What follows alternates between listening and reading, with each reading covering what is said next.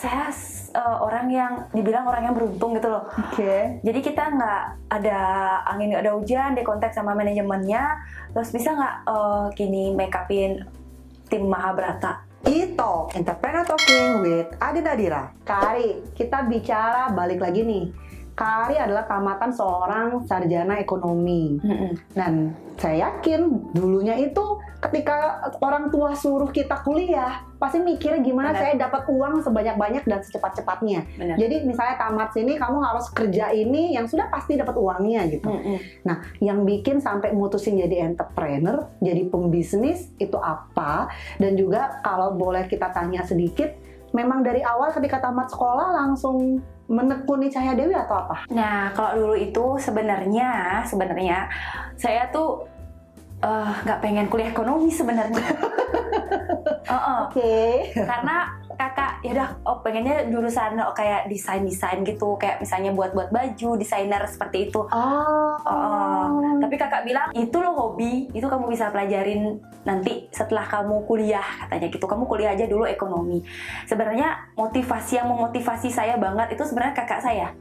Kakak saya, dia sangat mensupport banget karena dari kecil kan saya ditinggal sama orang tua, bapak gitu loh. Jadi dia sekaligus sebagai bapak saya dan mengarahkan saya gitu loh. Kamu kuliah aja ekonomi dulu. Setelah itu baru kamu kembangkan apa yang menjadi kesukaanmu, apa hobimu seperti itu. Dan saya ikutin apa yang dia omongin karena saya lihat, oh dia sukses.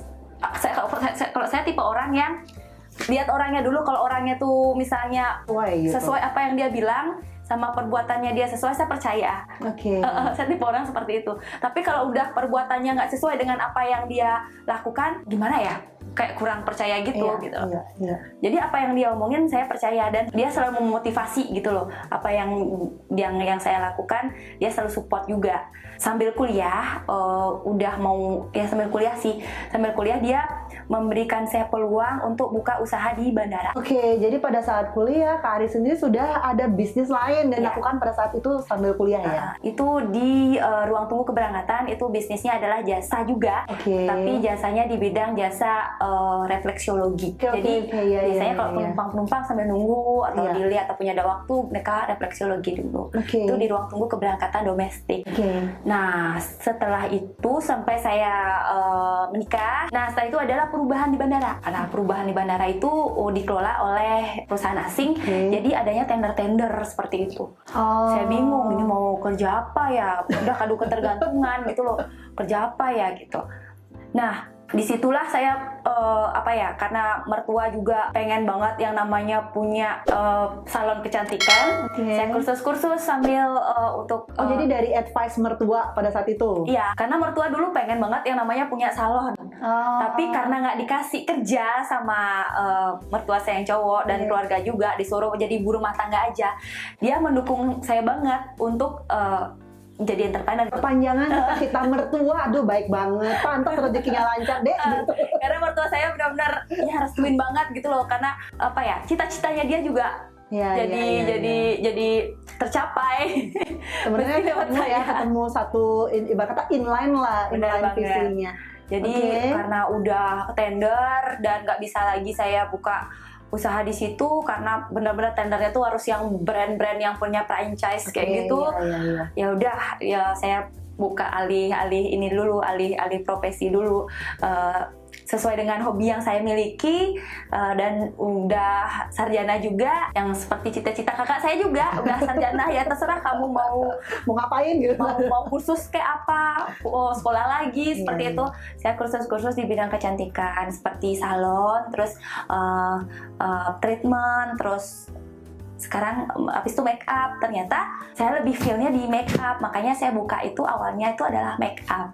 Jadi pada saat di awal dikasih ibaratnya diberikan advice oleh mertua, mulai mengikuti berbagai jenis private class ya, baik itu dari hairstylist, make up dan lain-lain. Dan akhirnya malah dari percobaan yang tadi itu mutusin aku feel-nya di make up nih gitu. Karena terutama awalnya itu saya tertariknya di make up wedding Bali. Karena saya lihat, karena dari dulu saya suka yang namanya nari Bali, jadi saya nggak awam yang namanya boleh coba tari Bali di sini nggak? Gak awam yang namanya rias-riasan Bali seperti itu. Kok unik? Kenapa kan makeup itu ada berbagai jenis. Ada wedding internasional. Sebenarnya itu lebih simpel, makeup ataupun kostumnya lebih simpel. Tapi kok milihnya yang lebih ribet gitu ya? Iya. Ya namanya feel suka gitu mah. Fashionnya di situ kayaknya karena ada modifikasi bisa dimodif-modif, bisa memadupadankan warna. Unik banget ya kalau tradisional punya. Terus kok asik gitu loh. Jadinya seiring berkembangnya waktu, jadi itu jadi suatu usaha buat saya. Yang menarik itu adalah hobi tadi yang bicara bahwa ngelihat ini adalah peluang. Benar. Dari kita bisa memodifikasi banyak hal lah gitu. Seperti sekarang ini, kalau dulu kan masih modifikasinya mungkin Bali-Bali aja. Kalau sekarang saya lebih memodifikasi itu dari mungkin nggak cuma Bali aja. Jadi kita kolaborasi gitu loh. Mungkin ada yang menikah dari suku Jawa sama Bali. Jadi kita kolaborasiin setengah Jawa setengah Bali gitu. Gimana cerita? Kolaborasiin bukan setengah ini. Tapi kita kolaborasiin antara adat. Adat Jawa dengan adat Bali seperti itu.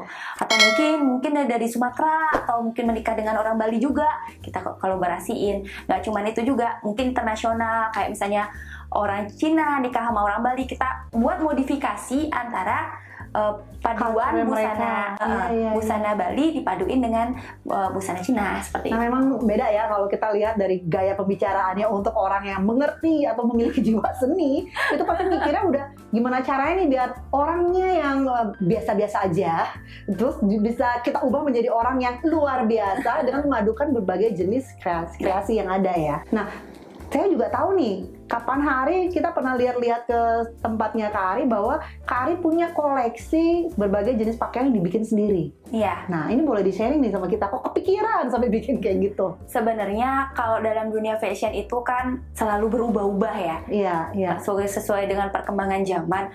Jadi kalau kita mentok, itu aja. Jangankan kita yang setiap hari lihat. Pasti orang kayak lihat Instagram ataupun mungkin yang mau wedding juga itu aja gitu loh. Jadi kita harus selalu inovasi sih.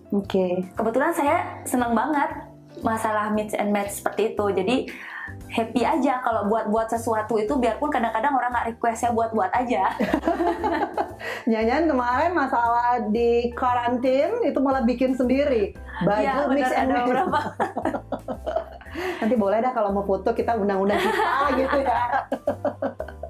Nah, yang mau saya tanya satu hal lagi. Namanya problem, semua pasti akan menemukan. Apalagi dalam bisnis yang kita bilang kurun waktunya udah melewati 5 tahun, pasti sudah melewati badai yang cukup berat, pasti sudah pernah. Dan mungkin akan melewati juga badai-badai yang lain nih Kak Ari. Yang kita mau tanya sama Kak Ari, pernah nggak ada satu yang bikin down banget, terus sampai kepikiran, oke, fine, aku mau stop. Terus yang bikin lagi mikir, aduh sayang banget di stop nih, aku harus lanjut lagi. Nah itu boleh cerita sama kita nggak? Yang paling ya. Nah saya mau sedikit cerita dan gak akan saya lupain ya. Sebenarnya ini pribadi banget sih ya. Nggak apa-apa. Pribadi banget, tapi ternyata itu ngefek banget ke usaha saya sekarang gitu loh. Dulu saya lupa tahun berapa, itu saya pernah make upin di suatu tempat. Nah ada ibu-ibu yang nyari jasa make up untuk menantunya wedding. Nah kalau saya kan karena udah punya karyawan yang menghandle, itu kan udah saya nggak standby di salon gitu loh. Saya mau request ownernya ya gitu. Oh iya request owner, ya udah ditulis request owner. Pas waktu acara saya udah sampai di rumahnya, dilihatin naik turun seperti itu. Kira emang berantem dong ya? Iya, wih kok serem ya gitu kan. Nanti buat mantu saya cantik ya? Oh enggak bu, gitu. Jangan menor-menor. Iya bu, gitu. Dalam hati saya ini makeup tradisional. Kalau orang nggak tahu, kalau makeup tradisional pasti sebelum memakai kostum, sebelum memakai hiasan itu pasti kelihatan memang agak sedikit berlebih gitu loh. Tapi kalau udah sama kostum dan selesai. Oh iya bu, baru pakai foundation udah diprotes, baru pakai bedak juga udah diprotes, nggak keputihan, nggak gini, sabar ya bu ya, nanti kalau udah selesai nanti ibu komen. Habis itu udah buat alis, diprotes lagi. Jangan tinggi-tinggi ya. Belum, garis sudah. Jadi kan, gimana ini? Saya kerja nggak bisa kerja seperti itu. Oh enggak Bu, gitu. Udah karena udah lebih dari 5 kali saya digituin. Dia terakhir yang buat saya down banget, dia bilang seperti ini. Saya request ownernya, kok mbaknya yang datang? Oh my god. Ternyata pas waktu itu yang saya bilang, saya nggak ada waktu untuk diri sendiri, saya nggak ada waktu untuk keluarga. Pas waktu itu memang benar-benar saya nggak pernah yang namanya dandan. Nggak pernah yang namanya jaga penampilan. Wah, kurang ajar juga tuh ibu ya. Tapi jangan salah, itu buat saya move on. Dari dulu mertua saya bilang gini, dandan kamu kalau mau rias tuh dandan, biar kelihatan tuh kamu punya salon. Tapi saya nggak pernah dengerin, nggak pernah main pusing. Yang penting orang yang saya rias itu selesai, terus orang saya rias itu jadi cantik. Saya nggak mikirin diri saya sendiri, nggak pernah mikirin diri saya sendiri. Nah semenjak itu saya sadar, apalagi saya bergerak di bidang jasa kecantikan, bahwa penampilan itu penting banget. Makanya banyak yang bilang, kok sekarang langsingan, kok sekarang kurusan, kok sekarang pakai make up. Orang yang dulu yang baru ketemu saya, ya karena itu. Ternyata dikupas tuntas hari ini ya, kita tahu jawabannya dari tadi. Itu hal yang sangat memotivasi saya. Pada awalnya memang saya benar-benar jengkel banget sama ibu itu, benar-benar sakit hati ya. Sampai di rumah pun saya, gitu. Tapi setelah saya pikir-pikir, ibu itu memotivasi saya buat suatu perubahan dalam diri saya pribadi. Dan sehingga banyak yang bilang sih ya, banyak berubah. Dari segi penampilan, dari segi berpakaian, dari segi pokoknya untuk pribadi gitu loh. Ternyata apalagi saya bergerak di bidang kecantikan, jadi sebagai contoh lah istilahnya. Jadi orang-orang lebih percayalah sekarang, kalau requestan, oh iya ownernya gitu ya, setidaknya dia ngikutin lah apa yang saya sampaikan. Seperti itu, nggak seperti dulu saya, oh mbaknya ya, oh siapa yang punya mbaknya ya, oh mbaknya, kalau nggak saya lo request orangnya, kok mbaknya nggak, oh my god, langsung kasih, Bu saya Bu sebenarnya. Ibu tuh request siapa sih sebenarnya, nyari salon apa, sampai saya liatin KTP saya. Untung nggak bawa akte lahir. Ketawa. Tapi keren banget ya. Sebenarnya sekarang kita balik ke kita lagi ya, Kari ya. Segala inputan yang akhirnya nanti akan membangun kita, itu sebenarnya kita harus ambil dari sisi positif. Intinya jangan down, jangan berkecil hati. Buat itu sesuatu menjadi inovasi untuk kita sendiri. Iya. Oke, keren banget nih. Itu jawabannya. Mungkin ada yang mau kritik saya, nanti boleh ya. Biar saya agak kurus juga sedikit. Ternyata sebenarnya nggak cuma itu sih, masih banyak kritikan-kritikan yang lain yang membangun. Makanya kan ada orang bilang kritikan yang membangun itulah, kalau menurut saya itu yang menjadi kritikan itu jangan dibuat untuk stop, untuk menjadi aduh tutup aduh selesai jangan gitu. Itu buat sebagai motivasi. Iya. Jadi segala kritikan yang pada akhirnya akan kita temukan nanti di perjalanan dalam membangun sesuatu, friend. Kalian harus menggunakan hal positif itu sebagai hal yang membangun kalian nantinya. Jangan malah menggunakan segala hal yang mendapat inputan apapun menjadikan demotivasi buat kita sendiri. Kari, percaya nggak ada pepatah yang bilang experience is the best teacher? Wow, benar banget itu. Kari, boleh dong cerita sama kita kepuasan tersendiri apa yang pernah dialami oleh Kari nih dalam make up seseorang? Kepuasannya tentunya klien saya puas. Kalau klien saya menjadi cantik.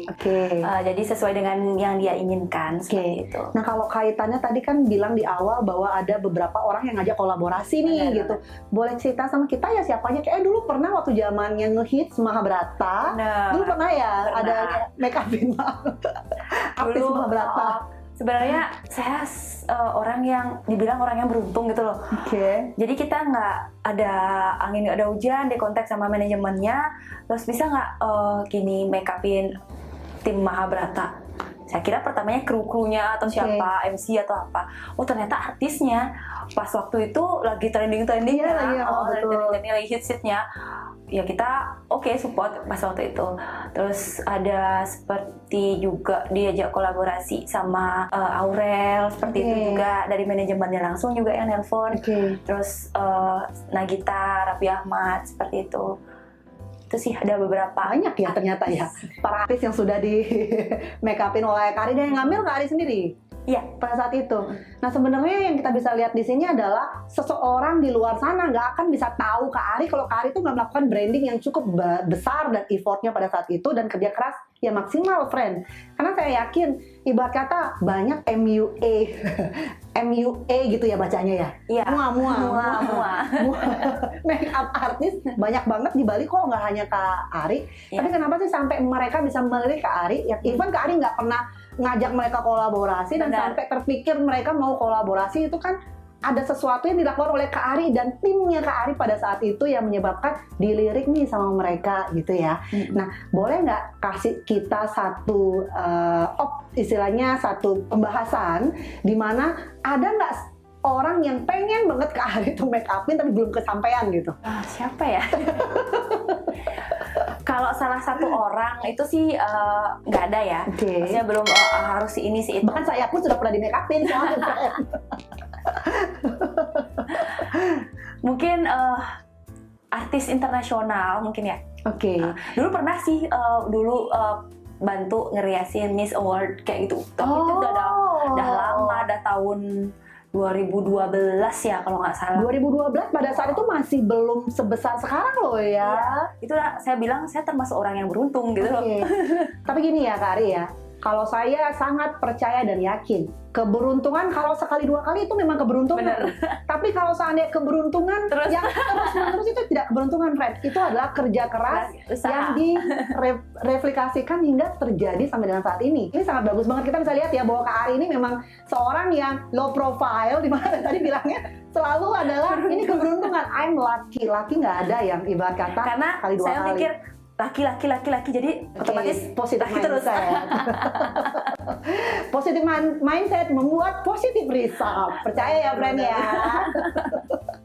Jadi kalau kita bilang, aduh kok gini ya, kok gitu ya, terus ngeluh atau misalnya itu bakalan di alam bawah sadar kita bakalan terus seperti Benar, itu. setuju. Makanya saya selalu sampaikan ibarat kata ke teman-teman di luar, ke keluarga, ke lingkungan, teman-teman bekerja, apapun yang kita lakukan dengan hati besar dan positif, kita akan mendapatkan hasil yang positif juga. Ibarat kata kita dengan kita menabur kebaikan, pasti baliknya juga kebaikan lagi, kayak gitu. Ini adalah saat yang kita tunggu-tunggu. Wow. Kayak drama komedi berdua. Jadi di segmen ini kita akan ibarat kata kita men-challenge setiap narasumber yang datang. Nah, challenge-nya ini adalah sebenarnya ingin mengukur seberapa sigap atau tanggapnya kah seorang entrepreneur yang hadir saat ini ketika di depannya menghadapi berbagai masalah. Nah, kali ini masalahnya adalah di kertas ini. Oh, masalah ya. Jadi ini adalah ada beberapa pertanyaan yang nanti kita minta Kak Ari jawab dengan cepat di luar kepala. Nah, di pertanyaan ini kita akan lihat apakah cepat dan tanggapnya respon seorang entrepreneur dalam menjawab segala masalah. Oke? Pertanyaan pertama, ibu saya tidak pernah tahu kalau saya Pernah belanjain uang SPP waktu SMA. kelihatan banget nakal sama kayak saya dulu. Nomor 2, saya merasa percaya diri ketika saya Berdandan. Oke, kelihatan ya memang passion dan pekerjaan yang sesuai dengan hobi. Nomor 3, jika saya bisa mengulang waktu, maka saya akan mungkin ada sesuatu yang dulu belum pernah kecapean, penyesalan terbesar yang belum dilakukan. Mungkin dari dulu saya diet. Karena saya pernah gemuk. Masih balik yang tadi ya, friend. Sehingga dia buat sakit hati. Oke, nomor 4, tambah pintar atau tambah kaya? Tambah kaya ya. Tambah kaya ya, friends. Nomor 5, bisnis bersama keluarga atau bersama teman? Bersama keluarga. Nah, kenapa nih? Karena saya dari kapan hari selalu ketemu orang jawabannya nggak mau sama keluarga. Takut kekeluargaan katanya. Nah, kalau ini kenapa? Lebih enak aja kalau sama keluarga. Jadi plus minusnya gitu loh. Kalau sama teman kadang-kadang lebih nggak enakan malahan sama teman. Oke, jadi beda-beda ya. Karena saya lihat juga dari awal tadi kan bicara bahwa yang membuat saya seperti saat ini emang semua advice dari kakak ya tadi ya. Ya, makanya saya bilang bisnis bersama keluarga, kan saya pernah bisnis bersama keluarga, jadi saya merasa fun. Oke, Jadi kurang lebihnya kalau keluarga tuh tahu saya dari kecil juga. Iya, iya. Gitu. Jadi walaupun ada kurangnya banyak, mungkin dimaafin gitu ya. Yang terakhir nih, bisnis adalah. Bisnis adalah Ini kalau berat-berat agak susah jawabannya sis gitu. Bisnis adalah motivasi saya. Oke, bisnis adalah motivasinya Kak Ari. Boleh cerita nggak kenapa? Bisnis adalah motivasi. Karena bisnis sekarang itu saya yang pertama adalah bisa untuk keluarga. Oke. Jadi untuk anak, untuk keluarga, untuk orang tua juga. Yang kedua adalah bisa lebih Membantu perpanjangan rezeki mereka ya. untuk Oke, keren banget. orang-orang yang bekerja bersama saya. Iya, keren banget. Kelihatan ya, friend ya, bahwa seorang entrepreneur yang cepat dan sigap juga dalam menghadapi segala permasalahan ini seperti Kak Ari ini nih. Cepet banget jawabnya. Jawabnya sesuai dengan kenyataan aja. Oke, Selalu nyata, guys.